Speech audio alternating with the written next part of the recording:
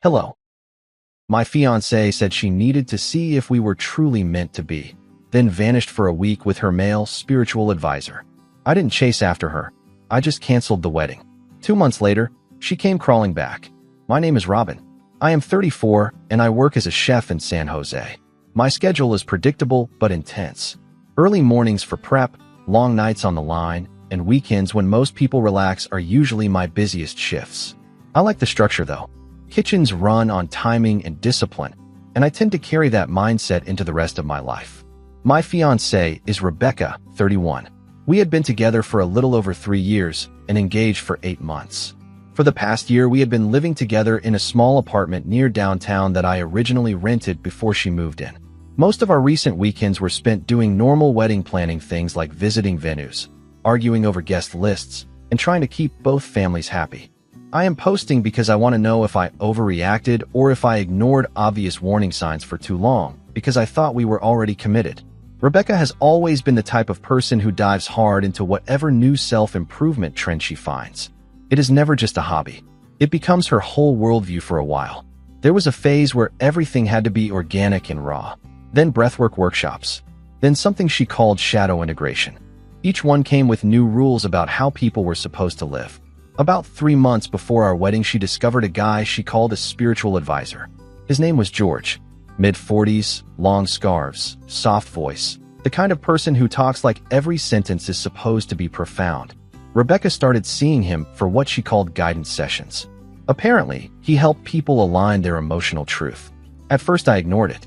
I work in kitchens where everyone deals with stress in different ways. If meditation or talking to someone helped her relax, I had no problem with it. But within a month, she was seeing him twice a week. She started quoting things he said like they were psychological facts. If I disagreed with anything, she would roll her eyes and say I was too stuck in linear thinking to understand deeper energy. Then one Tuesday night, while I was sitting at our table reviewing catering logistics for the wedding, she calmly told me she needed space to determine if we were truly meant to be together. I thought she meant a weekend at her sister's place. Instead, she packed a bag, grabbed several dresses, half her toiletries, and left with George in his car. Before she walked out, she told me not to contact her for a week because outside pressure could disrupt the process. For the first hour after Rebecca left, I honestly thought the whole thing was some kind of dramatic cooling-off period.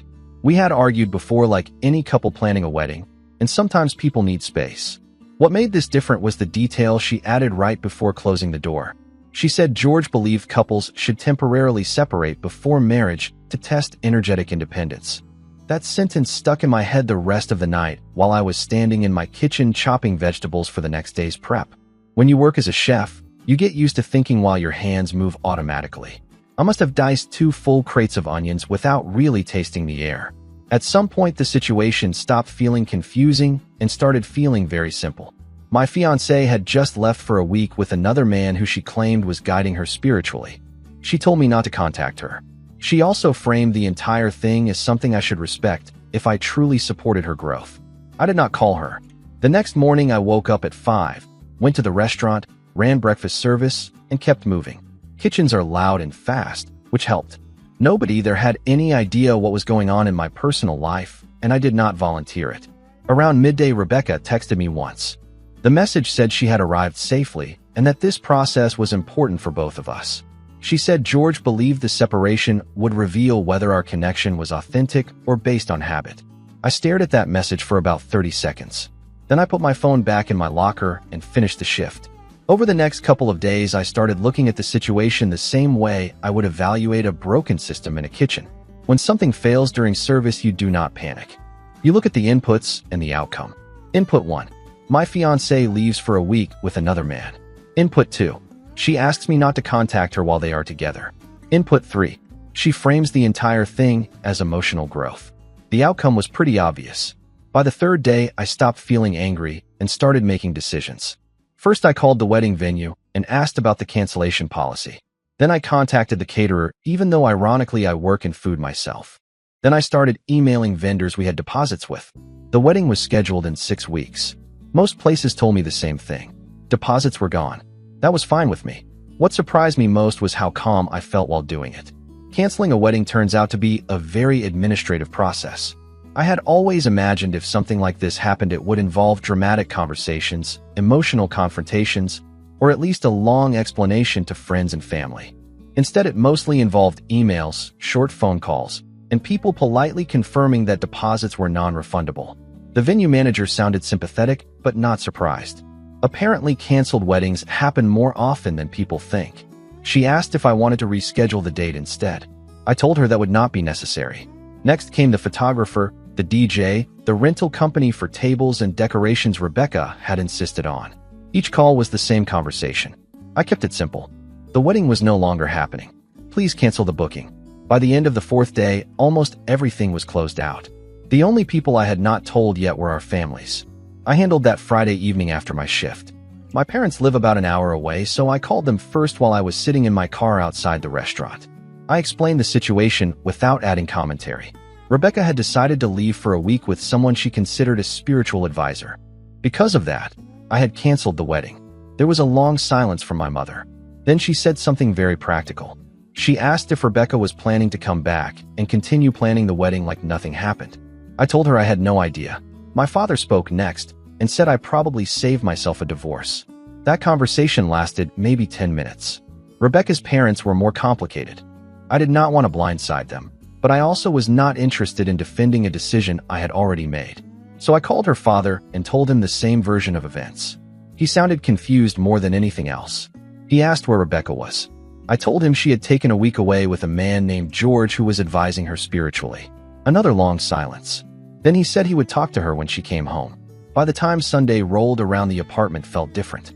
Not sad exactly, just quieter and a lot simpler. Rebecca still had not contacted me again. That is when the final piece of the situation occurred to me. She had left expecting to come back and continue the wedding planning. She just had no idea that by the time she returned, the wedding would no longer exist. Rebecca came back the following Monday evening.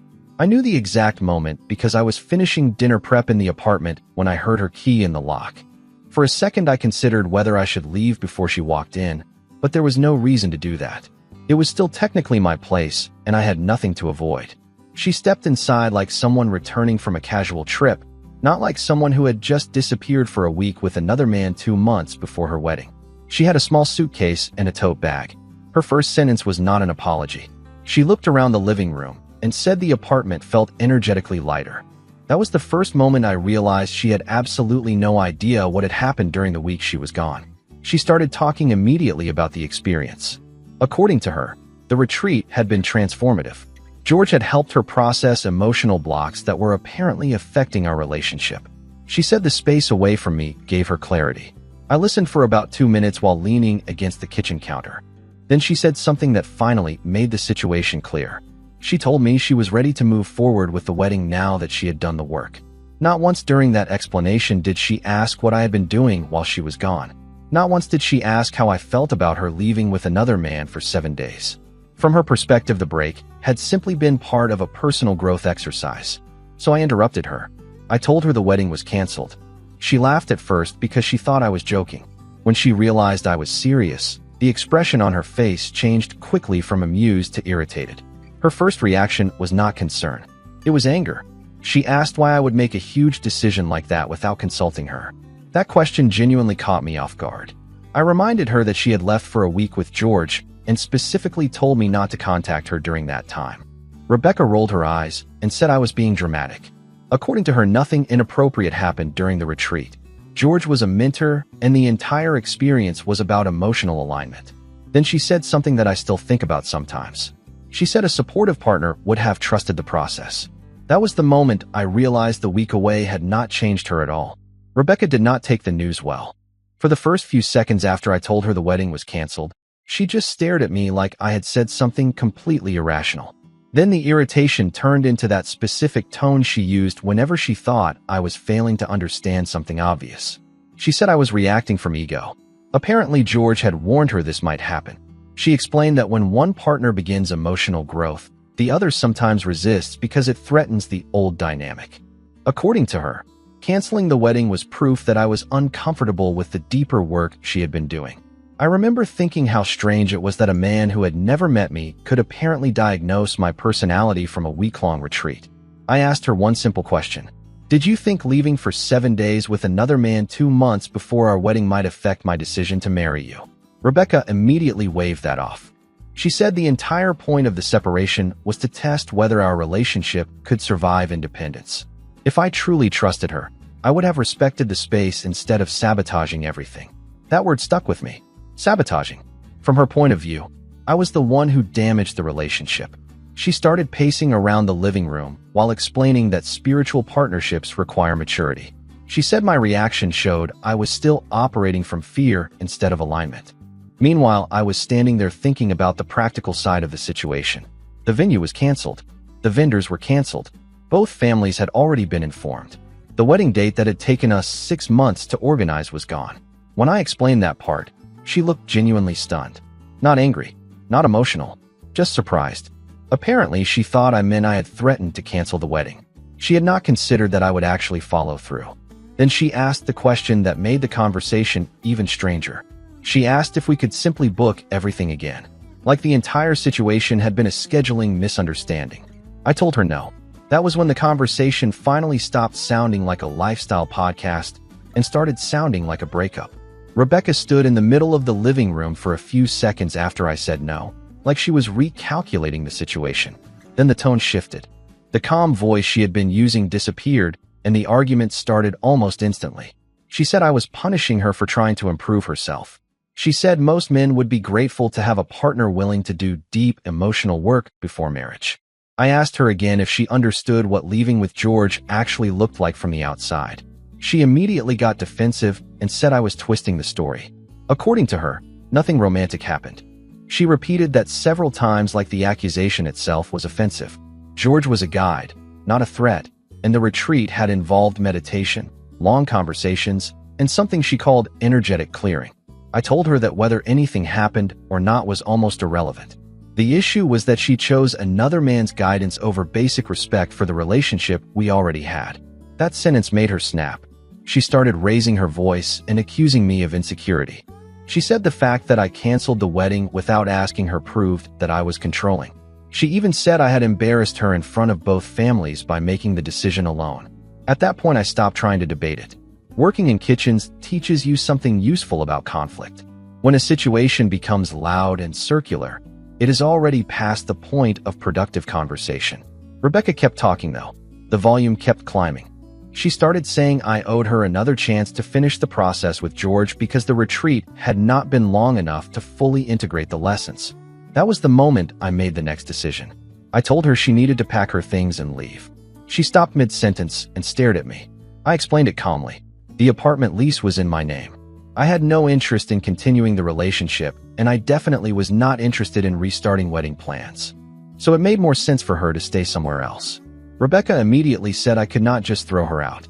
I told her I was not throwing her out. I was ending the living arrangement.